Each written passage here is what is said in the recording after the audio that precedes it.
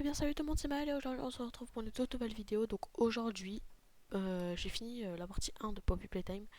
Mais bien sûr ça ne veut pas dire que je vais arrêter les vidéos Poppy Playtime, parce que je vais vous en faire une dès maintenant. Donc nous allons parler de Lily Lovebread. Donc c'est un personnage, bon vous verrez. Donc on va commencer par sa voix. Je vais vous faire écouter un enregistrement de sa voix. Attendez, hop. Why can't we go to a better place, Lily? Well, when our guest arrives, maybe he'll be so happy he'll invite all of us. Voilà. Donc ça c'était sa voix. Donc maintenant nous avons parlé de son apparence. Donc Lily Lovebread est une poupée. Je lis ce qui est écrit sur le fandom. Lily Lovebread est une poupée articulée beige, sans nez, aux grands yeux ovales, à l'iris noir, aux oreilles rondes et aux joues rosées, et à la bouche souriante encadrée de dents blanches. Elle a de longs cils recourbés à chaque paupière. Son trait le plus remarquable est sa longue chevelure violette éclatante, d'abord coiffée en un chignon volumineux, puis dépliée en 3 longues tresses, avec une mèche rebelle sur le front. À l'arrière de sa tête, un anneau doré retient quelques tresses. Elle porte un t-shirt violet et des bretelles noires ornées d'une étoile jaune brodée sur la poche avant. Ces bretelles se prolongent en une jupe triangulaire noire à doublure blanche en losange. Lily porte également des chaussures Mary Jane violettes et des chaussettes noires montantes à bordure blanche, chacune ornée d'une étoile bordée. Euh, Sa chaussette gauche est complètement sortie, tandis que sa chaussette droite est remontée jusqu'à mi-mollet. Dans les zones sombres, une partie des cheveux de Lily brille d'un violet éclatant, tandis que ses yeux et ses dents brillent d'un vert lumineux. Quand Lily se met en colère, ses yeux se dilatent et deviennent légèrement injectés de sang, lui donnant un air hystérique. Chacune de ses tresses semble se terminer par 3 griffes noueuses. Ça, on a vu ses yeux. Donc voilà pour l'apparence. Donc je vous ai mis l'image pour voir son apparence. Voilà. Sa personnalité maintenant. Suite à son conditionnement, Lily a acquis de nombreux traits comportementaux similaires à ceux de Mademoiselle Gracie. Dans les vidéos de conditionnement, elle s'efforce d'afficher une personnalité enthousiaste, optimiste et amicale. Elle accentue ses mots et ses gestes comme pour capter l'attention de ses interlocuteurs, à l'instar de l'animateur d'une émission pour enfants comme Mademoiselle Gracie. Dans les vidéos, elle a l'habitude de désigner les gens, y compris elle-même, par des surnoms composés de paires d'adjectifs et de noms alternatifs ou rimés tels que Lily Lovebread, euh, etc. etc. Euh, Wendy, non pas Lily Lovebread, Wendy la gagnante ou Annie la curieuse. Généralement, pour décrire le comportement ou la situation de quelqu'un, elle a également adapté les vidéos tentent d'inculquer au jouet la conviction qu'elle a toujours été un jouet, qu'il est important de bien se comporter et que les mauvais jouets doivent être punis en étant rangés dans la boîte à mauvais jouets.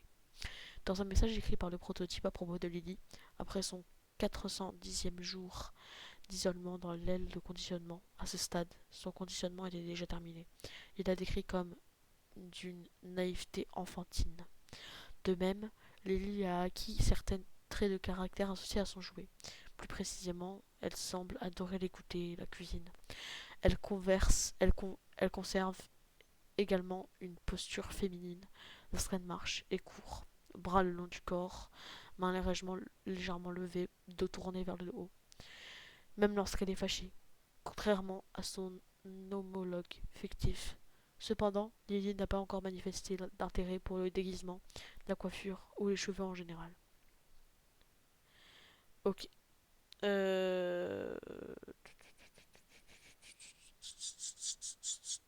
Ok.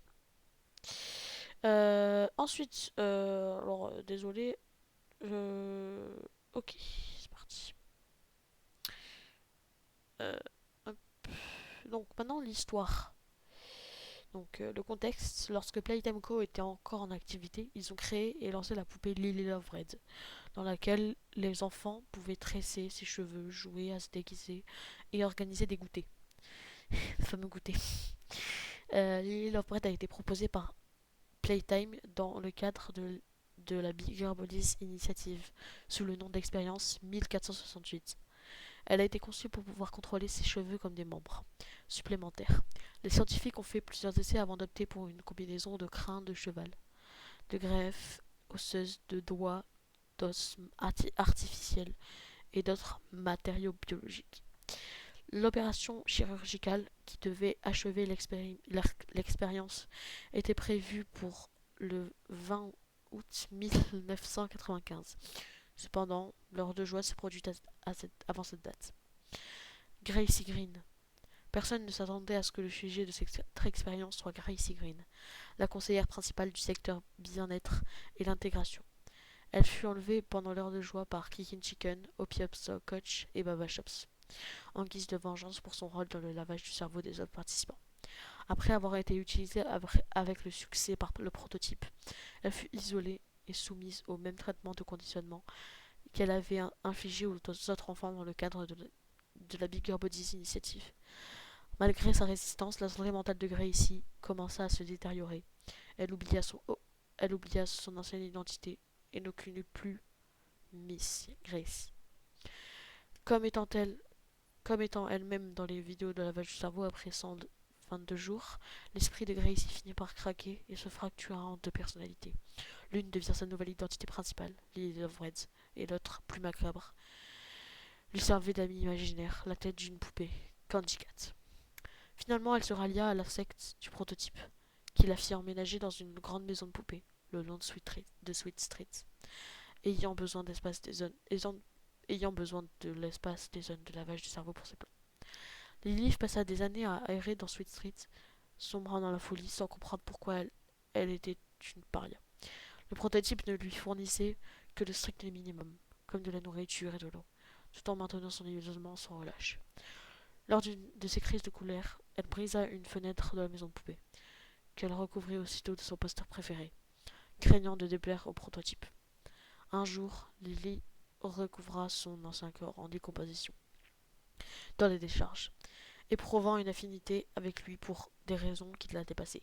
Lily traitait son cadavre comme une poupée conservée les restes dans une chambre de sa maison de poupée, où il pourrissait, réduit à l'étage de coquilles vides. Euh, Ensuite, dans le chapitre 5, en 2005, Poppy craignait d'être de nouveau emprisonnée par le prototype, s'enfuit par le système de ventilation. Lors de sa fuite, elle fit une chute et fut retrouvée par Lily, qui la captura et l'enferma dans la cave de sa maison de poupée et comptait la livrer au prototype lors d'un goûter. Plus tard, Kissy Missy fut également capturée alors qu'elle tentait de retrouver Poppy. Elle fut vraisemblablement emmenée pour devenir une autre invitée à la fête, sachant que le prototype le tuerait probablement lors de cette rencontre. Lily apparaît pour la première fois en personne au bout de Sweet Street. Euh, Lorsque le joueur tente de franchir les dernières portes à pied, Lily surgit juste derrière lui, tenant une tête de chat, Candy, qu'elle utilise comme une marionnette. Elle commence à l'inviter à son goûter. Puis elle défait sa chevelure et l'enroule autour de lui, criant avec enthousiasme qu'ils vont bien s'amuser. Après avoir démêlé ses cheveux, le joueur se retrouve dans la maison de poupée de Lily, où il doit l'aider à organiser son goûter, à trouver ses invités et ses compagnons, car ils vont bientôt recevoir un invité spécial. Après avoir réuni les trois invités, 3 jouets inanimés, Lily revient de la cuisine et demande aux joueurs de l'aider pour les derniers préparatifs. Pendant que Lily range la cuisine, elle demande aux joueurs d'aller chercher son livre de recettes à l'étage. Lorsque le joueur s'y rend et détruit la fiche mentionnée plus haut, il trouve la chambre de Lily et en soulevant son lit découvre un squelette allongé, une étiquette d'identification, son corps d'origine, lorsqu'elle était encore Gracie Green.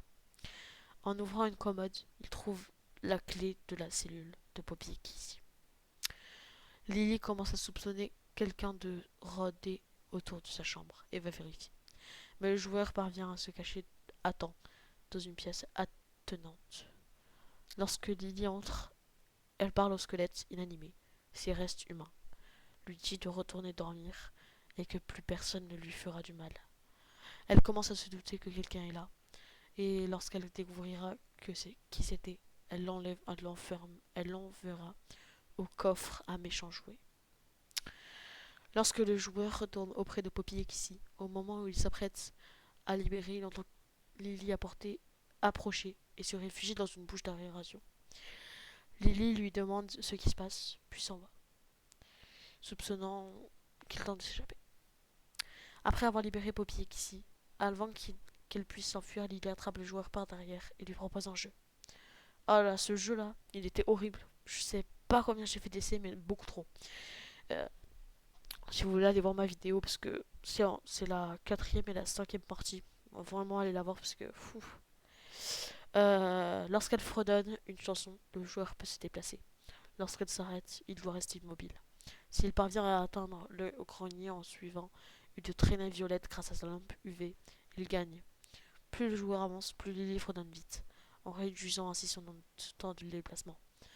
Après leur arrivée au grenier et leur retrouvaille avec Poppy et Kissy, suite à leur victoire, Lily surprend à nouveau le joueur en les enlaçant de ses cheveux. À leur réveil, ils découvrent sont, que tous sont désormais liés par les cheveux. Autour de la table centrale, Lily commence à s'inquiéter et à s'agiter car l'invité spécial est sur le point d'arriver.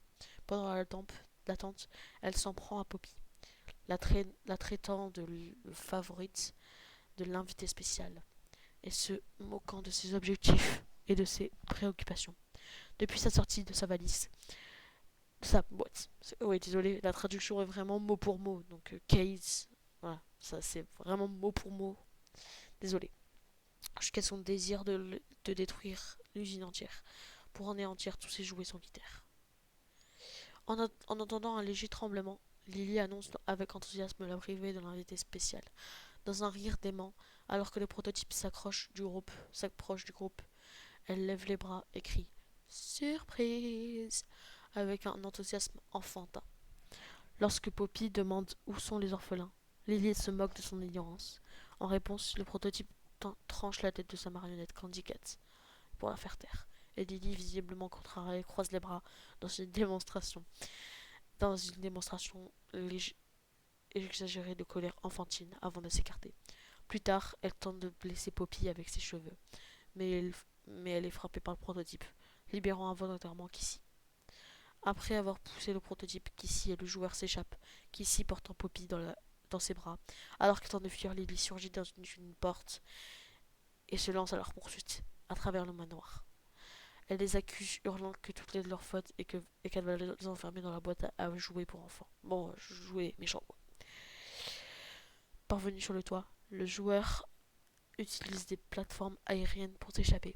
Une fois arrivé à une sorte de sortie de service, Lily le coince, criant qu'elle a tant fait pour lui et qu'elle est furieuse de la façon dont il l'a remerciée. Le joueur profite de la rage de Lily pour utiliser la main sous pression afin de détacher la plateforme sur laquelle elle se trouve du plafond, ce qui la fait glisser et tente de s'accrocher à quelque chose pour éviter de tomber. Mais une de ses tresses heurte et casse le câble retenant la plateforme. Puis elle tombe sur le sol de la pièce d'une grande hauteur. Puis la plateforme se détache complètement, lui tombant dessus, l'écrasant et la tuant.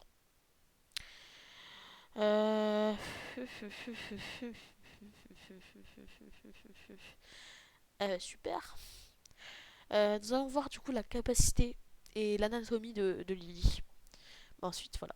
Les capacités de Lily sont en grande partie liées à sa longue chevelure, qui peut se mouvoir à volonté et s'étirer sur une grande distance. Comme son nom l'indique, ses cheveux sont tressés, ce qui leur donne l'apparence de queue, de scorpion, acré. Mais au lieu de dard, chaque tresse se termine par une griffe, à 3 doigts, avec laquelle elle peut saisir des objets. De plus, sa chevelure lui confère une force et une agilité remarquables, lui permettant de maîtriser des expériences de bigger body. puissante, comme Kiss Missy, de soulever des adultes au sol, de détruire des passerelles en acier et de se déplacer aisément dans les laboratoires souterrains. Enfin, ses cheveux brillent d'une lueur violette sous la lumière UV, et ses yeux et ses dents d'une lueur verte dans l'obscurité. Alors, il y a une théorie de, de fans qui explique que le corps artificiel de Lily était déjà prêt et que la seule chose qui manquait pour commencer la procédure, c'est de trouver le sujet idéal. Et du coup, ça expliquerait pourquoi son apparence est si différente de celle des autres expériences mais n'est pas de prototype. Voilà. Je vais regarder ce qu'il y a après, s'il y a des choses importantes ou pas. Hop. Pour l'instant, non. Hop. Ok. Bon. Bah écoutez les amis, je pense qu'on va s'arrêter là pour cette vidéo. C'était une vidéo d'une grande aide pour ceux qui voulaient apprendre l'histoire de Lily et Lavred. Voilà. Alors, il n'y avait pas de truc à l'écran parce que en fait, je me servais de mon téléphone pour lire parce que sinon, ça marchait pas, je pouvais pas traduire, etc. Voilà. Mais écoutez les amis, je pense qu'on va s'arrêter là pour cette vidéo. En tout cas, moi, je vous dis au revoir. Voilà. Ciao.